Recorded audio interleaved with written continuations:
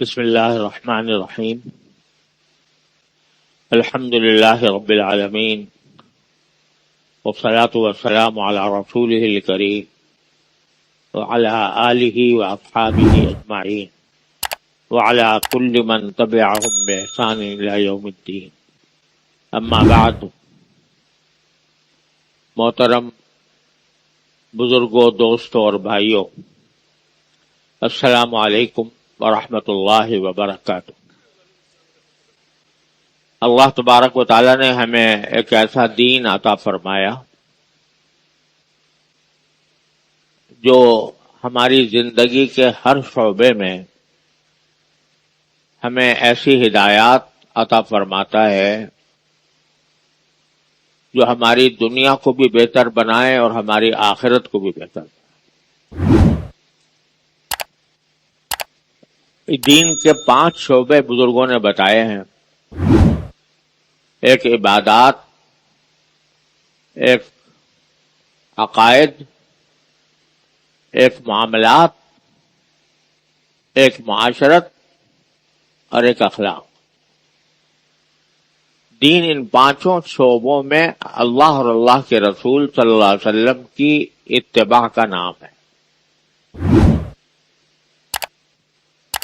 عقائد اور عبادات کے بارے میں تو بار بار باتیں ہوتی رہتی ہیں. اللہ تعالی ہمیں ہمارے عقیدے بھی صحیح فرمائے، ہماری عبادتوں کو بھی اپنی رضا کے مطابق ادا کرنے کی توفیق عطا فرمائے. لیکن یہ 3 شعبے ایسے ہیں: معاملات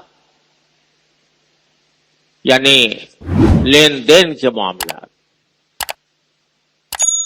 خرید و فروخت کے معاملات، دوسروں کے ساتھ کسی بھی قسم کا معاہدہ کرنے کے معاملات، اور دوسرے معاشرت یعنی رہن سہن کے آداب اور اخلاق. یہ 3 شعبے ایسے ہیں جن کے بارے میں ہماری غفلت بہت عام ہے. لے دے کر اللہ تعالیٰ توفیق عطا فرما دیتے ہیں تو نماز میں حاضر ہو جاتے ہیں، جمعہ پڑھ لیتے ہیں، 5 وقت کی نماز جماعت سے ہونی چاہیے لیکن کوئی جماعت سے پڑھ لیتا ہے، کوئی اپنے گھر میں پڑھ لیتا ہے. کچھ نہ کچھ اس کی اہمیت دل میں ہے. لیکن معاملات اگر خراب ہیں، یعنی اپنی تجارت میں، اپنی ملازمت میں، اپنے روزی کمانے کے طریقوں میں کیا چیز حلال ہے، کیا حرام ہے، اس کی فکر یہ ہمارے معاشرے میں بہت کم رہ گئی ہے. اچھے پڑھے لکھے نمازی، مسجدوں میں پابندی کے ساتھ آنے والے، وہ بھی بہت سے ایسے کاموں میں مشغول رہتے ہیں جو شرعاً حرام ہیں، ناجائز. ایک چھوٹی سی مثال میں یہ دیتا ہوں کہ روزانہ ہم دیکھتے ہیں ہمارے سامنے جنازے آتے ہیں اور ہم نماز جنازہ پڑھتے ہیں، ان کو دفن بھی کر دیتے ہیں. لیکن ان کے مرنے کے بعد ان کی میراث کی تقسیم کا جو معاملہ ہے وہ بڑا ہی سنگین ہے. اور شریعت کا حکم یہ ہے کہ جب کسی کی وفات ہو تو سب سے پہلے اس کی میراث تقسیم کرنی چاہیے اس کے وارثوں میں، جس کی شریعت نے بہت مفصل احکام دیے، کس کو کتنا حصہ ملنا چاہیے اور کس کو نہیں ملنا چاہیے. لیکن اگر معاشرے پر نظر ڈال کر دیکھو تو اکثر و بیشتر لوگ اس فریضے سے بالکل غافل ہے. نمازیں پڑھیں گے، روزے رکھیں گے، تقریریں بھی سنیں گے، وعظ بھی سنیں گے، لیکن ہمارے آباء و اجداد کی جو وراثت ہے اس کو تقسیم ہوئی یا نہیں ہوئی، اس کی طرف دھیان ہی نہیں. اول تو دھیان ہی نہیں.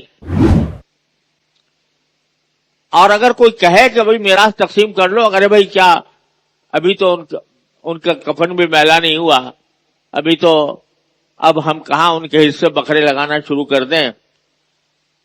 نتیجہ یہ کہ میراث جب تقسیم نہیں ہوئی، کوئی ایک آدمی ان کے سارے ترکے پر قابض ہو گیا، بعد میں سارے لوگ جو ہے روتے دھوتے پھرتے ہیں کہ فلاں نے سارا اس پر قبضہ کر لیا. اور بسا اوقات تو ایسا ہوتا ہے کہ جو قبضہ کیے ہوئے ہے بس وہ مزے اڑا رہا ہے اور حلال و حرام کی فکر نہیں کہ میں جو کچھ کر رہا ہوں وہ سب حرام ہو رہا ہے. اور اگر کسی نے میراث تقسیم کر بھی دی تو عورتوں کا حصہ عام طور سے نہیں دیا جاتا. قرآن کریم نے جس طرح بیٹوں کا حق رکھا ہے اسی طرح بیٹیوں کو بھی حق رکھا ہے، تو بیٹیوں کو دینے کا تصور نہیں. یہ ایسی خراب بات ہے، ایسی مہلک بات ہے کہ یہ آگے جا کر، شروع میں تو چلو کام چل رہا ہے، بھائی بھائی ہیں، بہن بہن ہیں، بھائی بہنوں کے درمیان تعلقات بھی ٹھیک ٹھاک ہیں، لیکن آگے چل کر یہ فساد کا ذریعہ بنتا ہے اور اس فساد کی وجہ سے لڑائیاں ہوتی ہیں، جھگڑے ہوتے ہیں، مقدمات چلتے ہیں عدالتوں میں سالہ سال تک، اور حقدار کو اس کا حق نہیں پہنچتا. یہ ایک چھوٹی سی مثال میں نے دی ہے معاملات سے غفلت کی. دوسرا یہ کہ چونکہ فکر نہیں ہے کہ حلال کیا ہے حرام کیا ہے، پیسہ آ رہا ہے وہ آئے جس طرح بھی آئے، اس فکر میں ساری دنیا غلطہ پیچاں ہے. پیسے آ رہے ہیں، پیسے آنا یہ تو بہت زندگی کا مقصد ہے، لہذا حلال طریقے سے آئیں حرام طریقے سے آئیں اس کی کوئی پرواہ نہیں. اکثر اوقات لوگوں کو چونکہ پرواہی نہیں، لہذا پیسے اگر مل رہے ہیں تو یہ کسی سے پوچھنے کی بھی ضرورت نہیں ہے، کسی مفتی سے، کسی عالم سے، کہ یہ پیسے میرے لیے حلال ہیں یا حرام ہیں. مجھے یاد ہے کہ ایک مرتبہ میرے ایک عزیز تھے، انہوں نے یہ انعامی بانڈ خرید رکھے تھے. انعامی بانڈ جو پرائز بانڈ کہلاتے ہیں، تو اس میں ہوتا یہ ہے کہ کوئی آدمی وہ خریدتا ہے، پھر کسی وقت قرآن اندازی کے ذریعے اس پر انعام ملتا ہے. پیسے ہوتے ہیں، وہ مثلا کسی نے بانڈ لے لیا 100 روپے کا یا 500 روپے کا، اور جب قرآن اندازی میں نام نکلا تو ہزاروں روپے اس کے ذمہ اس کے نکل آئے. اب یہ سب حرام کام ہے، یہ سود بھی ہے اور اس میں قمار کی روح بھی ہے، ناجائز. لیکن چونکہ آ رہے ہیں پیسے، لہذا چلو بس جو آ رہا ہے بس ہمارا ہے، ہمیں کیا ضرورت ہے کسی سے پوچھنے کی، کسی سے مشورہ کرنے کی. تو ایک مرتبہ ایک ہمارے عزیز تھے، ان کے پرائز بانڈ نکل آئے، پرائز بانڈ کے انعام نکل آیا، بھاری انعام تھا. انہوں نے مجھ سے پوچھا، اللہ کے بندہ ان کو توفیق ہوئی، انہوں نے پوچھا، تو میں نے کہا جی یہ تو حرام ہے، جائز نہیں ہے، اور اگر ملے اور واپس کرنے کا کوئی راستہ نہیں ہو تو پھر اس کو صدقہ کر دینا چاہیے. انہوں نے کہہ دیا کہ ٹھیک ہے میں صدقہ کر دوں گا. ان کے ایک بھائی تھے، انہیں پتا چلا کیا آ کے کہتے ہیں کہ تو کیا بیوقوفی کر رہی ہے، یہ اتنا بڑا انعام، اتنا بڑی رقم، اور تو کسے کتنا کام چلا سکتی ہے، اور یہ تو اور کو نہ دے مجھے دے دے. یعنی وہ گندگی، وہ نجاست جس سے وہ پھینکنا چاہتی، وہ کہتے ہیں کہ وہ میں خوشی سے لینے کو تیار ہوں. تو حلال و حرام کی فکر مٹ گئی. یہاں لوگ دفتروں کے اندر رشوت کا بازار گرم ہے، اور اب اس کو کوئی عیب بھی نہیں سمجھا جاتا. پہلے ایسا ہوتا تھا کہ کوئی ڈھک چھپ کر پیسے مانگ لیتا تھا رشوت کے. اب تو علل اعلان کام ہو ہی نہیں سکتا جب تک کہ تم رشوت نہ دو گے. اور رسول کریم سرور دو عالم صلی اللہ علیہ وسلم نے فرمایا تھا الراشی والمرتشی کلاہما فی النار. رشوت دینے والا بھی اور رشوت لینا والا بھی دونوں جہنم میں ہو. یہ حدیث اتنی صاف اور واضح اور بغیر کسی اجمال کے ہے کہ اس میں کسی تعویل کی بھی گنجائش نہیں. دینے والا بھی اور لینے والا بھی دونوں کو فرمایا جہنمی ہے. لیکن چونکہ معاملات سے دین کا کوئی تعلق نہیں رہا، بس دین نام اس کا ہو گیا کہ نماز پڑھ لو، روزہ رکھ لو رمضان میں، عمرے کر لو، حج کر لو، بس آگے میں حلال کما رہا ہوں یا حرام کما رہا ہوں اس کی کوئی فکر ہی نہیں. ارے بھائی، جس طرح نماز فرض ہے اور نماز کو چھوڑنا حرام ہے، اسی طرح رشوت لینا حرام ہے، بلکہ زیادہ حرام ہے. اس لیے زیادہ حرام ہے کہ نماز اگر فرض کرو کسی وقت چھوڑ دی، قضا ہو گئی، اس کی توبہ کرنا چاہو تو اللہ تعالیٰ کی بارگاہ میں حاضر ہو کے کہہ دو یا اللہ مجھ سے بہت غفلت ہو گئی، مجھ سے بہت کوتاہی ہو گئی، میں آپ سے معافی مانگتا ہوں، توبہ کرتا ہوں. توبہ سے معاف ہو جائے گی. لیکن رشوت کا گناہ ایسا ہے کہ یہ توبہ سے بھی معاف نہیں ہوگا. اللہ تعالیٰ سے توبہ کرو یا اللہ میں نے رشوت لی تھی فلاں وقت، تو اے اللہ مجھے معاف کر دے. اللہ تعالیٰ کہیں گے کہ میں معاف نہیں کروں گا جب تک کہ وہ بندہ جس سے تم نے رشوت لی جب تک وہ معاف نہیں کرے گا میں تمہیں معاف نہیں کر سکتا.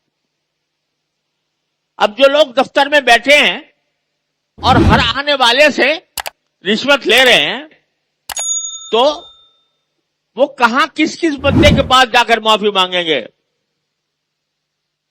معافی کا کوئی راستہ نہیں. یہاں تک کہ اللہ بچائے کوئی زنا کر لے، شراب پی لے، تو اس کی بھی معافی ہے. اللہ تبارک و تعالیٰ کے حضور نادم ہو کر براہ راست استغفار کر لے، توبہ کر لے، یا اللہ میں نادم ہوں، میں شرمندہ ہوں، مجھ سے بہت سخت غلطی ہو گئی، اللہ مجھے معاف کر دے، اللہ معاف کر دے. لیکن رشوتیں کھا کھا کر ایک کی، دوسرے کی، تیسرے کی، وہاں تو بازار ہی کھلا ہوا ہے پورا.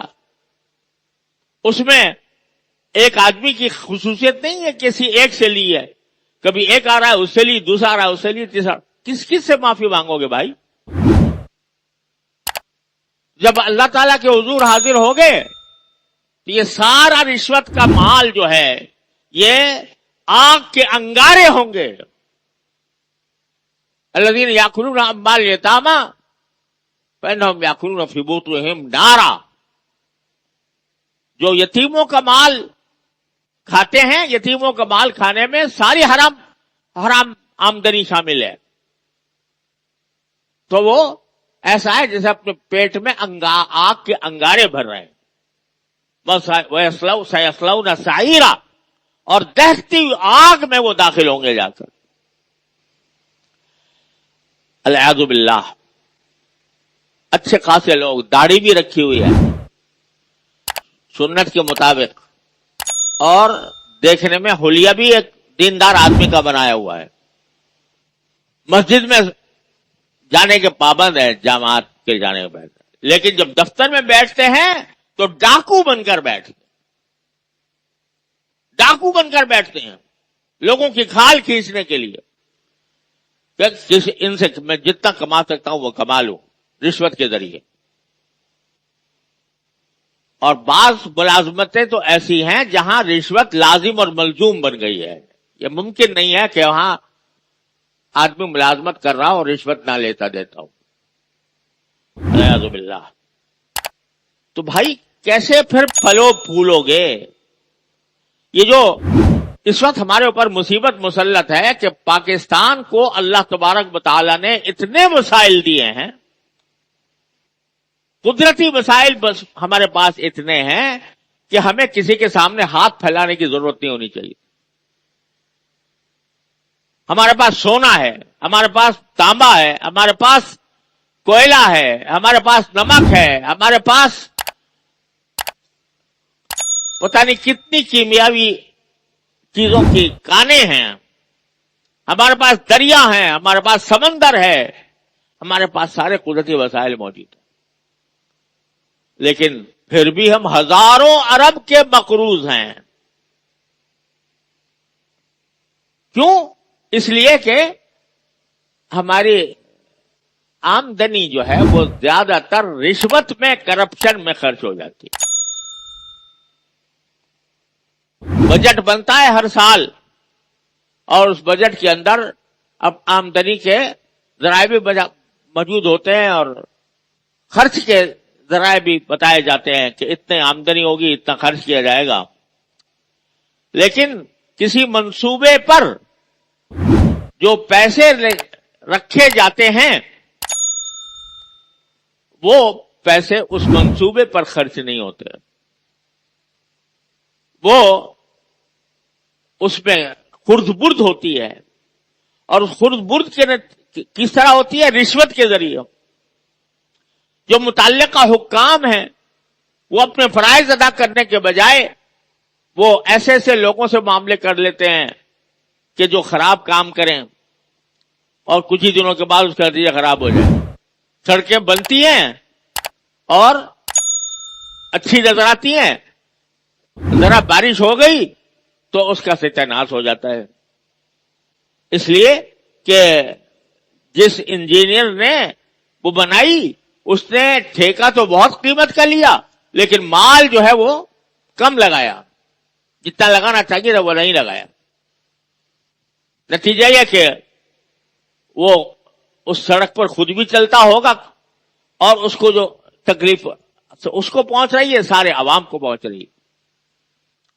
یاد رکھو اللہ تعالیٰ کی پکڑ بڑی سخت ہے، بعض اوقات اللہ تعالیٰ ڈھیل دیتے ہیں، لیکن قرآن کریم کہتا ہے امنی لہم ان کیدی متین، میں کبھی کبھی ڈھیل دیا کرتا ہوں لیکن میری پکڑ جو ہے بڑی مضبوط ہے۔ یہاں آپ لوگوں کو شاید یاد نہ ہو، ہمارے بچپن کے قریب لڑکپن کے زمانے میں یہ جو لانڈی کا پل ہے جو ملی ندی کے اوپر بنا ہوا ہے، تو یہ شروع میں بنا تھا، تو ایک مرتبہ وہ دیکھا کہ وہ اس طرح اس پر ٹریفک چل رہا تھا اور وہ کسی جگہ سے ٹوٹ گیا اور ایک گاڑی اس کے اندر جا کے نیچے گر گئی، ہلاک ہو گئی۔ جب بعد میں تحقیقات ہوئی تو معلوم ہوا کہ یہ جس کی گاڑی گری تھی یہ وہ انجینئر تھا جس نے یہ پل بنوایا تھا، جس نے یہ پل بنایا تھا اس کی انجینئرنگ میں وہ شامل تھا۔ اس نے رشوت لے کر جو جس معیار کا پل بننا چاہیے تھا ویسا نہیں بنایا، بلکہ رشوت لے کر کم معیار کا بنایا، کمزور بنایا۔ اللہ تعالیٰ نے اس کی سزا یہ دی کہ تیری رشوت تجھے مل گئی، اب دیکھ تیرا انجام یہ ہوگا۔ دوسروں کے لیے گڑھا کھودنے والا خود اس گڑھے میں جا گرتا ہے بعض اوقات، لیکن یہ ساری چیزوں سے اندھی بنی ہوئی ہے قوم، اندھی بنی ہوئی ہے، اور اس کی وجہ سے پورا ملک سزا پا رہا ہے، سزا اٹھا کہ پورے ملک کو اس کی سزا مل رہی ہے، پورے معاشرے کو مل رہی ہے۔ اللہ کے بندو، کسی دن مرنا بھی ہے، اللہ کے پاس جانا بھی ہے، اور پتہ نہیں کب کب بلاوا آ جائے، کوئی گارنٹی کسی کے پاس نہیں ہے کب تک زندہ رہے گا۔ لیکن خدا کے لیے یہ اپنی جانوں پر رحم کرو یا اپنے لیے آگ کے انگارے بھر رہے ہو رشوت ستانی کے ذریعے؟ اس کے ذریعے پوری مخلوق وہ ظلم و ستم کا شکار ہے، نا انصافی کا شکار ہے، پریشان حال ہے۔ آج دیکھو، ہم تو الحمدللہ یہاں دارالعلوم میں اللہ تعالیٰ نے ہمیں عافیت اطمینان کے ساتھ رکھا ہوا ہے، لیکن آبادیوں میں جا کر دیکھو کیا حال ہے۔ پانی نہیں مل رہا، بجلی نہیں مل رہی، سڑکیں خراب ہیں، کچروں کے ڈھیر پڑے ہوئے ہیں، کوئی اٹھانے والا نہیں ہے۔ حالانکہ اربوں خربوں روپے خزانے سے لوگوں کی فلاح و بہبود کے لیے نامزد ہوتے ہیں، لیکن وہ کہاں چلے جاتے ہیں؟ وہ اسی رشوت ستانی کے لیے۔ اب اگر کوئی یہ کہے کہ بھائی، کسی کہے بھائی تم رشوت چھوڑ دو، تو وہ کہتا ہے جی کیا کریں، سارا معاشرہ ہی اسی طرح چل رہا ہے، میں اکیلے چھوڑ دوں گا تو کیا ہوگا؟ لیکن خوب سمجھ لو کہ تم اگر اکیلے بھی چھوڑ دو گے، بظاہر تم اکیلے چھوڑ رہے ہوگے اللہ کے ڈر سے، اللہ کے خوف سے، لیکن اس اچھے کام کا جو نتیجہ ہے اللہ تعالیٰ یہ نکالیں گے کہ چراغ سے چراغ جلتا ہے۔ تم خود بھی چھوڑو، دوسروں کو بھی پیار سے، محبت سے نصیحت کرو، اور اس طرح چراغ سے چراغ جل سکتا ہے۔ یہ سمجھنا کہ بھئی اب معاشرے کی اصلاح کی کوئی صورت نہیں رہی، اب تو یہ رشوت ستانی ہی چلتی رہے گی اور اسی میں ہم زندہ رہیں گے، اسی میں مر جائیں گے، یہ سوچنا بڑی مایوسی والی بات ہے، جس کو اسلام میں کفر قرار دیا گیا۔ مایوسی کفر، لہذا مایوس ہونے کے بجائے چراغ جلاتے رہو، حق بات کہتے رہو، حق بات کی نصیحت کرتے رہو، خود بھی عمل کرو اور دوسروں پہ بھی عمل کرانے کی کوشش کرو۔ ایسا نہیں ہے کہ یہ بیماری ناقابل علاج ہے۔ اگر کسی سڑے ہوئے معاشرے میں جہاں فسق و فجور کا اور خدا بیزاری کا ماحول گرم ہو، وہاں بھی اللہ کا کوئی ایک بندہ جو اللہ سے ڈرنے والا ہو وہ کھڑا ہو جاتا ہے تو معاشرے کے سارا رخ بدل دیتا ہے۔ تو مایوس نہیں ہونا چاہیے، لیکن اس پیغام کو خود اپنے کے علاوہ سارے اپنے معاشرے تک پہنچانے کی ضرورت ہے کہ خدا کے بندو، دین صرف عقائد اور عبادات کا نام نہیں ہے، دین معاملات کا نام بھی ہے، معاشرت کا بھی ہے، اخلاق کا بھی ہے۔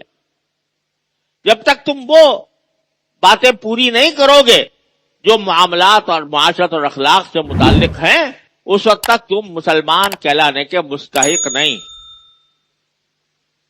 قرآن اور رسول کریم صلی اللہ علیہ وسلم، مسلمان وہ ہے جس کے ہاتھ اور زبان سے دوسرے لوگ محفوظ رہیں، وہ مسلمان ہے۔ یہ نہیں کہا کہ جو نماز پڑھتا ہو، جو روزے رکھتا ہو، بلکہ جو دوسروں کو اپنے زبان اور ہاتھ سے تکلیف نہ پہنچائے۔ یہ سارے تکلیف پہنچا رہے ہیں، پوری قوم کو پہنچا رہے ہیں۔ لہذا خدا کے لیے اپنی موت اور آخرت کو پیش نظر رکھ کر یہ فیصلے کرو کہ آگے ہم رشوت کا کاروبار کریں یا نہ کریں۔ اللہ تعالیٰ اپنے فضل و کرم سے ہم سب کو اس کی توفیق عطا فرمائے۔ وآخر دعوانا الحمدللہ رب العالمین۔